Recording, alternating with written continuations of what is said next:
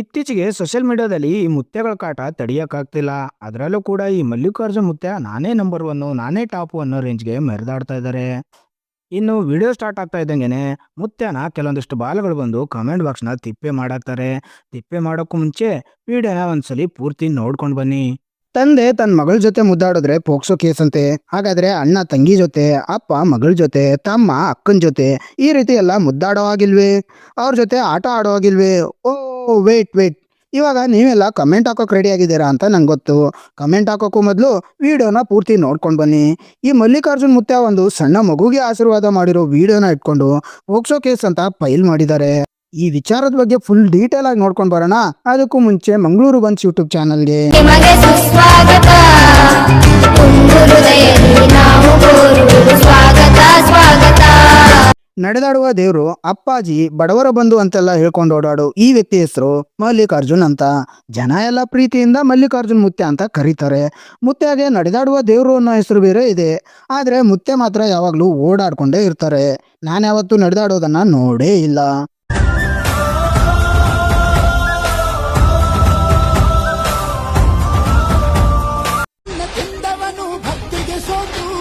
ದಿಶೆಯಲ್ಲೂ ಇವ ಮಹಾರಾಜ ಯುಗ ಪುರುಷಾನೇ ಈ ಗುಣ.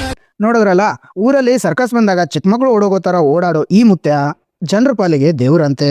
ಅಪ್ಪಾಜಿ ಅಂತೆಲ್ಲ ಹೇಳ್ಕೊಂಡು ಹುಡುಗರ್ನ ಹಿಂದೆ ಹಾಕೊಂಡು ಓಡಾಡೋದು ಮುತ್ಯಾಗಿರೋ ಪಾಪ್ಯುಲಾರಿಟಿ. ಈ ಪಾಪ್ಯುಲಾರಿಟಿ ನೋಡಿದ್ರೆ ಯಾವ್ದು ಸಿನಿಮಾ ಸ್ಟಾರ್ ಅನ್ಕೋಬೇಕು. ಅಷ್ಟ್ರ ಮಟ್ಟಿಗೆ ಜನ ಈ ಮುತ್ಯನಿಂದೆ ಓಡಾಡ್ತಾ ಇರ್ತಾರೆ. ವಿಡಿಯೋ ವೈರಲ್ ಆಗ್ತಾ ಇದ್ದಂಗೆ ಎಲ್ಲರೂ ಸೇರ್ಬಿಟ್ಟು ಪೋಕ್ಸೋ ಕೇಸ್ನ ದಾಖಲೆ ಮಾಡ್ತಾರೆ. ಪೋಕ್ಸೋ ಕೇಸ್ ದಾಖಲೆ ಆಗಿ ಪೊಲೀಸ್ ಸ್ಟೇಷನಲ್ಲಿ ಕಂಪ್ಲೇಂಟ್ನ ರಿಜಿಸ್ಟರ್ ಮಾಡ್ತಾ ಇದ್ದಂಗೆನೆ ಮುತ್ಯ ಎಲ್ಲೋ ಕೂತ್ಕೊಂಡು ಫಸ್ಟ್ ರಿಯಾಕ್ಷನ್ನ ಕೊಟ್ಟಿದ್ದಾರೆ. ಆ ವಿಡಿಯೋದಲ್ಲಿ ಏನು ಹೇಳಿದ್ದಾರೆ ನೋಡ್ಕೊಂಡು ಬರೋಣ ಬನ್ನಿ. ನಮಸ್ಕಾರ, ನಾನು ಮಾಲ್ರೋಜಾ ಮಲ್ಲಿಕಾರ್ಜುನ್ ಮುತ್ಯ ಮಾತಾಡೋದು. ಏನಪ್ಪ ಅಂದ್ರೆ ಈ ವಿಷಯ ನನ್ನ ಶ್ರೀಮಠದ ಭಕ್ತಾದಿಗಳಲ್ಲಿ ಏನು ಹೇಳೋದಂದ್ರೆ ಯಾವದ ಆತಂಕ ಪಡೋಂಥ ವಿಷಯ ಅಲ್ಲ ಇದು. ಏನು ಅರ್ಥವೇ ಆಗ್ತಿಲ್ವೇ ಈ ಕೇಸು? ಎಳೆ ಮಗು ಆಗಿದ್ದಿದ್ರೆ ಓಕೆ. ಇದು ಆತಂಕ ಪಡೋ ವಿಷಯ ಏನಿಲ್ಲ ಅಂದ್ರೆ ನಾನು ಎಲ್ಲಿಲ್ಲ, ನಾನು ಲೋಕಲೇ ಇದ್ದೀನಿ. ನಾನು ಮಾರ್ಚ್ 13ನೇ ತಾರೀಕಿ ಶ್ರೀಮಠದ ಮಾಲ್ರೋಜಿ ಮಠದಲ್ಲಿ ಸಾಮೂಹಿಕ ಮದುವೆ ಇದ್ದ ಕಾರಣಕ್ಕೆ ನಾ ಇಲ್ಲಿ ಕಾರ್ಡ್ ಕೊಡಕ್ಕೆ ಬಂದೀನಿ. ಮಠಕ್ಕೆ ಪೊಲೀಸ್ ಸಿಬ್ಬಂದಿ ಕರೆ ನೀಡ್ಯಾರ ಅಂತ ಕೇಳ್ಬಿಟ್ಟೆ. ನಾನು ಖಂಡಿತವಾಗಿ ನಾನು ಅವರು ಯಾವಾಗ ಕರೆ ನೀಡ್ತಾರ, ಯಾವಾಗ ನನಗೆ ಬಾರಂತ ಕೇಳಿಬಿಟ್ಕೊಂತಾರ, ಖಂಡಿತವಾಗಿ ನಾನು ಅವ್ರ ಹತ್ರ ಹೋಗಿ ನಿಲ್ಲಕ್ಕೆ ನಾನು ಸಿದ್ಧನಾಗಿದ್ದೀನಿ. ಈ ವಿಷಯದಲ್ಲಿ ನೀವು ಯಾವುದೇ ವಿಷಯ ಆತಂಕ ಪಡೋಂಥ ವಿಷಯ ಅಲ್ಲ. ಎಲ್ಲರಿಗೆ ನಮಸ್ಕಾರ. ಅಪ್ಪಿ, ಇದು ಯಾವ್ದೋ ಫ್ಲಾಶ್ ಬ್ಯಾಕ್ ರೆಬಲ್ ಸ್ಟಾರ್ ಅಂಬರೀಶ್ದು ಹಳೇದು ಅಕ್ಕಿ ಇಲ್ಲ ಬೆಳೆ ಇಲ್ಲ ಚಕ್ರ ಕತೆ ಇದಂಗಿದೆಯಲ್ಲಪ್ಪಿ. ಮುತ್ಯ ಮೊದಲು ಸರಿಯಾಗಿ ಮಾತಾಡೋದನ್ನ ಕಲ್ತ್ಕೋ. ಅದು ಆತಂಕ ಅಂತ ಹೇಳ್ತಾ ಇದ್ದೀರಾ. ಹಂಗಾದ್ರೆ ನೀವು ಜನಕ್ಕೆ ಏನು ಹೇಳ್ತೀರಾ? ಜನಕ್ಕೆ ಯಾವ ರೀತಿ ಆಶೀರ್ವಾದ ಮಾಡ್ತೀರಾ? ಕಷ್ಟ ನೋವುಗಳನ್ನು ಹೇಳ್ಕೊಂಡು ಬಂದಿರೋ ಜನಕ್ಕೆ ಈ ರೀತಿ ನೀವು ಆತಂಕ ಅನ್ಕೊಂಡು ಕೂತ್ಕೊಂಡ್ರೆ ಜನ ಎಲ್ಲಿಗೆ ಹೋಗ್ಬೇಕು? ಅಷ್ಟಕ್ಕೂ ಜನ ನಿಮ್ಮ ಹತ್ರ ಏನಕ್ಕೆ ಬರ್ತಾರೆ ಅಂತ ನಂಗಂತೂ ಇವತ್ತಿಗೂ ಕೂಡ ಅರ್ಥನೇ ಆಗಿಲ್ಲ. ಇನ್ನು ಮುತ್ಯ ರಿಬ್ಬನ್ ಕಟ್ ಮಾಡೋ ಸ್ಟೈಲ್ ನೋಡಿದ್ರೆ ನೀವಂತೂ ಸೈಕ್ ಆಗ್ಬಿಡ್ತೀರಾ.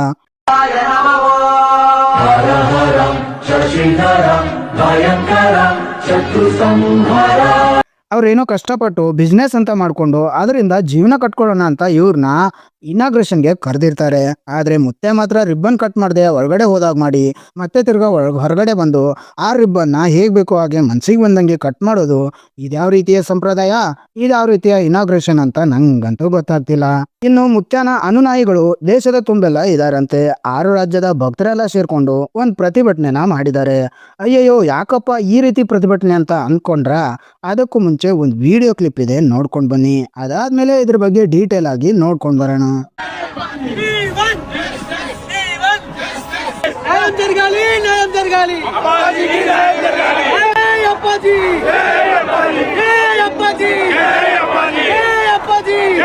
ನೋಡಿದ್ರಲ್ಲ, ಮುತ್ಯನ ಮೇಲಿರೋ ಪೋಕ್ಸೋ ಕೇಸ್ ಡ್ರಾ ಮಾಡಿ ಮುತ್ಯನ ಶಕ್ತಿ ಅಪಾರವಾದದ್ದು, ಮುತ್ಯ ಒಂಥರ ನಮ್ಮೆಲ್ಲರ ಪಾಲಿಗೆ ದೇವ್ರಿದ್ದಂಗೆ ಅಂತೆಲ್ಲ ಹೇಳ್ಕೊಂಡು ಜನ ಎಲ್ಲ ಕಲಬುರ್ಗಿ ಚಲೋ ಅಂತ ಮಾಡಿದ್ದಾರೆ.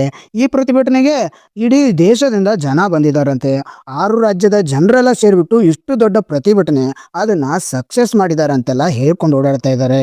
ಎಲ್ಲ ರಾಜ್ಯದಿಂದ ನಾಲ್ಕು ಜನನ ಕರೆಸ್ಬಿಟ್ಟು ಪ್ರತಿಭಟನೆ ಮಾಡಿ ಅದರಿಂದ ಎಲ್ಲ ರಾಜ್ಯದಿಂದ ಜನ ಬಂದರು, 6 ರಾಜ್ಯದಿಂದ ಜನ ಸೇರಿ ಪ್ರತಿಭಟನೆ ಮಾಡಿದ್ರು ಅಂತ ಹೇಳಿಕೆ ಕೊಡೋದು ಎಷ್ಟರ ಮಟ್ಟಿಗೆ ಸರಿ ಅಂತ ನೀವೇ ಲೆಕ್ಕ ಹಾಕಿ. ಅಲ್ಲ ಕಣ್ರಪ್ಪ, ನೀವೇ ಹೇಳಿರೋ ಹಾಗೆ ನಿಮ್ಮ ಅಪ್ಪಾಜಿ ದೇವರೇ ಆಗಿದ್ರೆ ಈ ತರ ಕಳಂಕಗಳೆಲ್ಲ ಬರ್ತಾ ಇತ್ತಾ? ಒಂದ್ ವೇಳೆ ಕಳಂಕ ಬಂದ್ರೂ ಕೂಡ ಅದನ್ನೆಲ್ಲ ಸಾಲ್ವ್ ಮಾಡೋ ಶಕ್ತಿ ನಿಮ್ ದೇವ್ರಿಗೆ ಇದೆ ಅಲ್ವಾ? ಇದೆ ಅಂತ ತಾನೇ ನೀವೆಲ್ಲ ಅಷ್ಟೊಂದು ಜನಸಂಖ್ಯೆ ಕೂಡ್ಕೊಂಡು ದೇವಸ್ಥಾನಕ್ಕೆ ಹೋಗೋದು. ಆ ಶಕ್ತಿ ನಿಮ್ ದೇವ್ರಿಗೆ ಇದೆ ಅಂದಮೇಲೆ ಅವರು ದೇವ್ರೇ ಅಂತ ನಂಬಿದ್ಮೇಲೆ ಅವರ ಒಂದು ಸಮಸ್ಯೆನ ಅವರೇ ಪರಿಹಾರ ಮಾಡ್ತಾರೆ. ನೀವೇನಕ್ಕೆ ಸ್ಟ್ರೈಕ್ಗಳು ಮಾಡಬೇಕು, ಆ ಒಂದು ಕಲಬುರ್ಗಿ ಸರ್ಕಲಲ್ಲಿ ಪ್ರೊಟೆಸ್ಟ್ ಮಾಡಬೇಕು, ನೀವುಗಳೇನಕ್ಕೆ ಅಷ್ಟೆಲ್ಲ ಕಷ್ಟಪಡಬೇಕು? ಅವರು ದೇವರನ್ನೋದು ನಿಜಾನೇ ಆಗಿದ್ರೆ ಅವ್ರಿಗೆ ಬಂದಿರೋ ಕಳಂಕನ ಅವರೇ ತೊಳ್ಕೊತಾರೆ. ಇನ್ನು ಮುತ್ಯಾನ್ ಮೇಲೆ ಪೋಕ್ಸೋ ಕೇಸ್ ಆಗಿದ್ದು ಇವ್ರ ಹೆಸರು ಹಾಳು ಮಾಡೋಕೆ ಅಂತ ಹೇಳ್ತಾ ಇದ್ದಾರೆ. ಅದು ಫೇಕ್ ಕೇಸ್ ಅಂತ ಎಲ್ರಿಗೂ ಗೊತ್ತಿದೆ. ಅದರಲ್ಲೂ ಆ ಕೇಸ್ ಸ್ಟ್ಯಾಂಡ್ ಆಗಬೇಕು ಅಂದರೆ ಆ ಮಗುವಿನ ತಂದೆ ತಾಯಿ ಒಪ್ಪಿಗೆ ಇರಬೇಕು. ಆದರೆ ವಿಚಿತ್ರ ಏನಂದರೆ ಆ ವಿಡಿಯೋನ ಮಾಡಿದ್ದು ಮಗುವಿನ ತಂದೆ, ಅಪ್ಲೋಡ್ ಮಾಡಿದ್ದು ತಾಯಿ. ಇಷ್ಟೆಲ್ಲ ಅವ್ರ ಕಣ್ಣು ಮುಂದೆನೆ ನಡಿಬೇಕಾದ್ರೆ ಇದೆಲ್ಲ ಹೇಗೆ ಸ್ಟ್ಯಾಂಡ್ ಆಗುತ್ತೆ? ಇದೆಲ್ಲ ಅವ್ರ ಹೆಸರು ಹಾಳು ಮಾಡೋದಕ್ಕೆ ಮಾಡ್ತಾ ಇರುವಂತಹ ಹುನ್ನಾರ ಅಂತ ಮುತ್ಯಾನ ಅನುನಾಯಿಗಳ ವಾದ. ಅದರಲ್ಲೂ ಅವತ್ತು ನಾವು ಆ ಮಠಕ್ಕೆ ಹೋಗಿದ್ದು ಆ ಮಗುವ ಬರ್ತಡೇ ಇತ್ತು ಅಂತ ಅಲ್ಲಿಗೆ ಹೋಗಿ ನಾವು ಆಶೀರ್ವಾದ ತಗೊಂಡ್ ಬಂದಿದ್ದೀವಿ.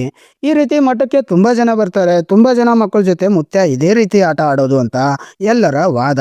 ಅದರಲ್ಲೂ ಕೂಡ ಮುತ್ಯನ ಅನುನಾಯಿಗಳು ಮಾತ್ರ ಹಳೆಯ ವಿಡಿಯೋಗಳನ್ನೆಲ್ಲ ಅಪ್ಲೋಡ್ ಮಾಡಿ, ಹಳೆ ವಿಡಿಯೋಗಳನ್ನ ರೀಪೋಸ್ಟ್ ಮಾಡಿ, ಮುತ್ಯ ಇರೋದೇ ಈ ತರ, ಮುತ್ಯ ಎಲ್ಲಾ ಮಕ್ಕಳ ಜೊತೆಗೂ ಇದೇ ತರ ಆಟ ಆಡೋದು ಅಂತ ಹೇಳ್ತಾ ಇದ್ದಾರೆ. ನೀವು ಹೇಳ್ತಾ ಇರೋದೆಲ್ಲ ಸರಿ, ಇದನ್ನೆಲ್ಲ ಒಂದ್ ಮಟ್ಟಕ್ಕೆ ಒಪ್ಕೋಬಹುದು. ಆದ್ರೆ ಮುತ್ಯ ಯಾವಾಗ್ಲೂ ಕೂಡ ಹೆಣ್ಮಕ್ಳ ಜೊತೆನೆ ಆಟ ಆಡೋದ? ಯಾಕೆ ಗಂಡ್ಮಕ್ಳ ಜೊತೆ ಆಟ ಆಡಕ್ ಆಗಲ್ಲ? ಮುತ್ಯಾಗೆ ಗಂಡು ಮಕ್ಕಳ ಮೇಲೆ ಪ್ರೀತಿನೇ ಇಲ್ವಾ ಅಂತ ಜನರ ವಾದ. ಆದ್ರೆ ಮೂಢನಂಬಿಕೆ ಹೆಸರಲ್ಲಿ ಮುತ್ಯ ಜನರನ್ನ ಮರಳು ಮಾಡ್ತಾ ಇದ್ದಾರಲ್ಲ, ನಾನ್ ದೇವ್ರು ಅಂತ ಓಡಾಡ್ತಾ ಇದ್ದಾರಲ್ಲ, ಇದೆಷ್ಟು ಸರಿ? ಹಾಗೆ ಇವ್ರ ಜೊತೆ ಇರುವಂತ ಒಂದಷ್ಟು ಹುಡುಗರು ಸೇರಿ ಸಾಮಾನ್ಯ ಮನುಷ್ಯ ಆಗಿದ್ದಂತ ಮಲ್ಲಿಕಾರ್ಜುನನ್ನ ಮುತ್ಯ ಮಾಡಿ ಕೂರ್ಸಿದಾರಲ್ಲ. ಅದರಲ್ಲೂ ಈ ಸೋಷಿಯಲ್ ಮೀಡಿಯಾ ಕಾಲದಲ್ಲಿ ಆ ಒಂದು ಇನ್ಸ್ಟಾಗ್ರಾಮ್ನ ಯೂಸ್ ಮಾಡಿಕೊಂಡು ಮಲ್ಲಿಕಾರ್ಜುನ್ ಆಗಿದ್ದಂಥ ಸಾಮಾನ್ಯ ವ್ಯಕ್ತಿನ ಮಲ್ಲಿಕಾರ್ಜುನ್ ಮುತ್ಯ ಅಂತ ಮಾಡಿ ದೊಡ್ಡ ಮಠ ಮಾಡಿ ಕೂರ್ಸಿದಾರಲ್ಲ.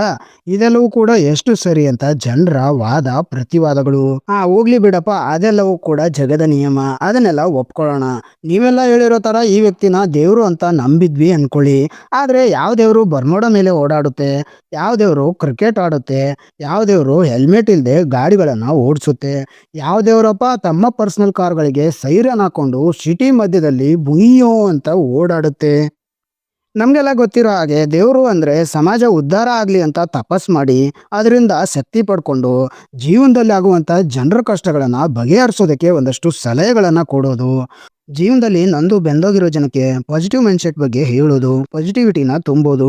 ಆದರೆ ಇಲ್ಲಿ ಮಾತ್ರ ಹಣ ಮಾಡೋ ಬಿಸ್ನೆಸ್ ನಡೀತಾ ಇದೆ. ಇವಾಗ ಮತ್ತೆ ಹಣ ಎಲ್ಲಿ ತಗೋತಾರೆ ಗುರು ಅಂತ ಮಾತ್ರ ಬರಬೇಡಿ.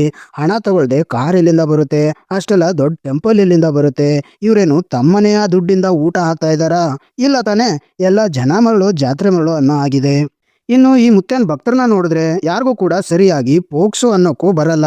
ಎಲ್ಲರೂ ಕೂಡ ಪೋಸ್ಕೋ ಅಂತಿದ್ದಾರೆ. ಇಂಥವರೆಲ್ಲ ಸೇರ್ಬಿಟ್ಟು ಮುತ್ಯನ ಉಳಿಸ್ತೀವಿ, ಮುತ್ಯನ ಈ ಕೇಸಿಂದ ಆಚೆ ತರ್ತೀವಿ ಅಂತ ಓಡಾಡ್ತಾ ಇದಾರಲ್ಲ, ಇದೆಷ್ಟ್ರ ಮಟ್ಟಿಗೆ ಸರಿ ಅಂತ ನಂಗಂತೂ ಗೊತ್ತಾಗ್ತಿಲ್ಲ. ಮುತ್ಯ ನಮ್ಮ ದೇವರು ಅನಾಥಾಶ್ರಮ ಕಟ್ಟಿದ್ದಾರೆ, ಬಡವ್ರಿಗೆ ಸಹಾಯ ಮಾಡ್ತಾರೆ, ಅದಕ್ಕೆ ಅವ್ರನ್ನ ನಾವೆಲ್ಲರೂ ದೇವರು ಅಂತ ಕರೆಯೋದು ಅಂತ ವಿಡಿಯೋ ಮಾಡ್ತಾರಲ್ಲ, ಆ ವಿಡಿಯೋ ಮಾಡೋರ್ಗೆ ಒಂದು ಕೊನೆಯ ಕಿವಿ ಮಾತು. ಮುತ್ಯ ಅನಾಥಾಶ್ರಮ ಕಟ್ಟಿರೋದು ಜನ ಕೊಟ್ಟಿರೋ ದುಡ್ಡಿಂದ, ಊಟ ಆಗ್ತಾ ಇರೋದು ಜನ ಕೊಟ್ಟಿರೋ ದುಡ್ಡಿಂದ, ಮುತ್ಯ ತನ್ನ ಸ್ವಂತ ಜೀವನ ಬದುಕ್ತಾ ಇರೋದು ಕೂಡ ಜನರ ದುಡ್ಡಿಂದಾನೆ ಅಂದಮೇಲೆ ಮುತ್ಯ ದೇವ್ರು ಹೇಗಾಗ್ತಾನೆ? ಆದಾಗ ಮುತ್ಯ ದಾನಿ ಹೇಗಾಗ್ತಾನೆ? ಜನ ಕೊಟ್ಟಿರೋದನ್ನ ಮತ್ತೆ ತಿರುಗಿಸಿ ಜನಕ್ಕೆ ಕೊಡ್ತಾ ಇದ್ದಾನೆ. ಅದೇನೋ ಅಂತಾರಲ್ಲ ಗುರುವೆ, ಹೊಳೆಯ ನೀರನ್ನು ಹೊಳೆಗೆ ಚೆಲ್ಲಿ ಅನ್ನೋ ಥರ ಮುತ್ಯ ಮಾಡ್ತಾ ಇರುವಂಥ ಬಿಸ್ನೆಸ್ಸು. ಇದರಿಂದ ಹೆಸರು ಮಾಡಬೇಕು, ಇದರಿಂದ ನಾನು ಸುತ್ತೇಳು ಲೋಕಕ್ಕೂ ಪರಿಚಯ ಆಗಬೇಕು ಅನ್ನೋ ಹುನ್ನಾರ ಬಿಟ್ಟರೆ ಇಲ್ಲಿ ಯಾವುದೇ ರೀತಿಯಾಗಿರುವಂಥ ದೇವರು ಇಲ್ಲ, ಜನರಿಗೆ ಸಹಾಯ ಮಾಡೋದಿಲ್ಲ, ಅನಾಥಾಶ್ರಮಗಳು ಕಟ್ಟುವಂಥ ಯೋಚನೆ ಇಲ್ಲ. ಇಷ್ಟೆಲ್ಲ ಧಾರ್ಮಿಕ ಕಾರ್ಯಗಳು ಮಾಡ್ತಾ ಇರೋ ಮುತ್ಯ ಇದಕ್ಕೇನಾದರೂ ತಮ್ಮ ಮನೆಯಿಂದ ಹಣ ಹೊಂದಿಸ್ಕೊಡ್ತಾ ಇದ್ದಾರಾ? ಹಾಗೇನಾದರೂ ಅವ್ರ ಮನೆಯಿಂದ ದುಡ್ಡು ಕೊಡ್ತಾ ಇದ್ದಿದ್ರೆ ಇವ್ರನ್ನ ದೇವರು ಅಂತ ಕರಿಬೋದಿತ್ತು. ಇನ್ನು ನಿಮಗೆಲ್ಲ ಗೊತ್ತಿರೋ ಹಾಗೆ ಸೋಷಿಯಲ್ ಮೀಡಿಯಾದಲ್ಲಿ ಮುತ್ಯಾಗೆ ಫಾಲೋವರ್ಸು ತುಂಬಾನೇ ಇದ್ದಾರೆ.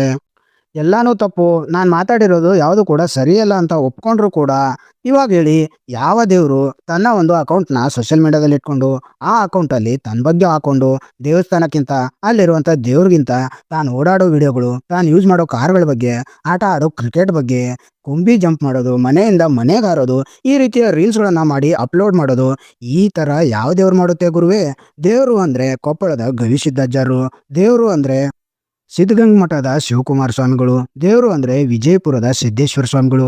ಇಂಥವರೆಲ್ಲ ಇಷ್ಟು ದೊಡ್ಡ ದೊಡ್ಡ ಕಾರ್ಯಗಳು ಮಾಡ್ತಾ ಇರ್ಬೇಕಾದ್ರೆ ಇವರೆಲ್ಲ ಜೀವನ ಅಂದ್ರೆ ಏನು, ಜೀವನಕ್ಕೆ ಎಷ್ಟು ಬೇಕು, ಜೀವನ ಹೆಂಗಿದ್ರೆ ಚೆನ್ನಾಗಿರುತ್ತೆ ಅಂತ ಸಮಾಜಕ್ಕೆ ಸಾರಿ ಸಾರಿ ಹೇಳ್ಬೇಕಾದ್ರೆ ಇಷ್ಟೆಲ್ಲ ಇರುವಂತ ಸಮಯದಲ್ಲಿ ಇವ್ರ್ಯಾರೋ ಬಂದ್ಬಿಟ್ಟು 4 ರೀಲ್ಸ್ ಹಾಕೊಂಡು ನಾನ್ ದೇವ್ರು, ನನ್ನಿಂದ ಎಲ್ಲಾ ಬದಲಾಗುತ್ತೆ, ನಾನ್ ಸಮಾಜನ ಸುಧಾರಣೆ ಮಾಡ್ತೀನಿ ಅಂದ್ರೆ ಜನ ಒಪ್ಕೊಳಕ್ಕೇನು ಹುಚ್ರ?